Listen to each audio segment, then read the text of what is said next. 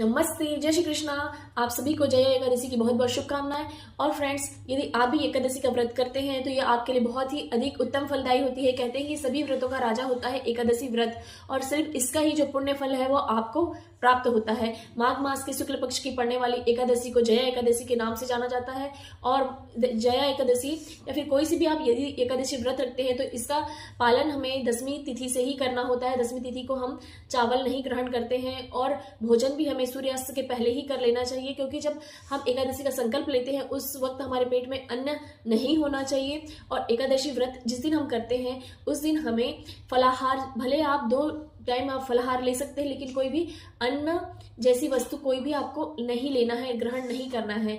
और यदि आप भगवान को भोग लगाते हैं, आपके घर में लड्डू गोपाल की सेवा होती है तो उन्हें बाल रूप में आप कोई भोजन दे सकते हैं। लेकिन यदि आप अपने और भगवान को यदि आप भोग लगाते हैं तो आप उन्हें फलहार ही भोग लगाइएगा।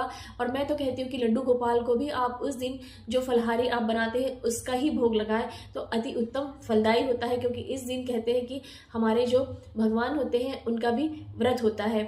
और जो एकादशी व्रत है यह आपकी किस्मत में है, मतलब आप समझ जाइए कि आप कितने भाग्यशाली हैं, क्योंकि इस व्रत को करने के लिए देवता भी तरसते हैं।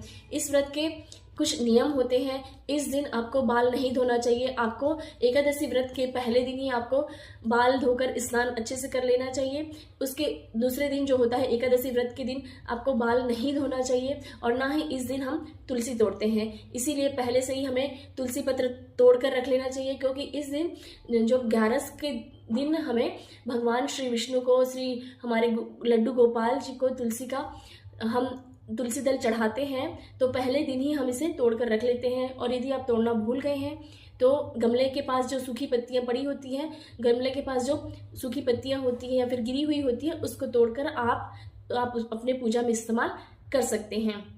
व्रत का पारण का भी कुछ नियम होता है, और इस दिन आप हो सके तो केले का भोग अवश्य लगाइए। भगवान श्री विष्णु को केले का भोग अवश्य लगाइए। और इस बार जो एकादशी पड़ रही है उसका अति महत्व इसीलिए है क्योंकि यह पड़ रही है शनिवार को। शनिवार और एकादशी का जो संयोग है वो बहुत अति उत्तम है। इस दिन आपको पीपल के पेड़ पर एक घी का दीपक अवश्य लगाना है, और अपने द्वार पर, क्योंकि शनिवार के दिन यह एकादशी पड़ रही है, तो दरवाजे के पास, आपके दहली के पास आपको एक स्टील के दिए में सरसों का तेल डालकर आपको उसका दिया अवश्य लगाना चाहिए, क्योंकि ये शनिवार के दिन एकादशी पड़ रही है तो हमें शनि देव को भी मनाना बहुत अति आवश्यक है। और पीपल के पेड़ में लक्ष्मी नारायण साक्षात शनिवार के दिन विराजमान होते हैं, तो हमें घी का दीपक भी वहां लगाना है। केले के पेड़